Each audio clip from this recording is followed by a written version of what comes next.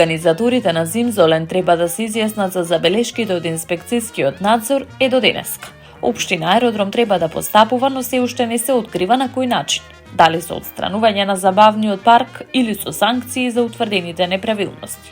Од општината најавија дека набрзо ќе одлучат што понатаму, а ќе бидат земени предвид ставовите што организаторите ќе ги достават. Понатамошните чекори ќе зависат од тие околности.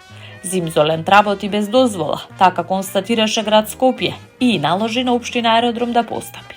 Од друга страна, организаторите на Зимзолен пак тврдат дека ги имаат сите документи и дозволи за работа и за безбедност.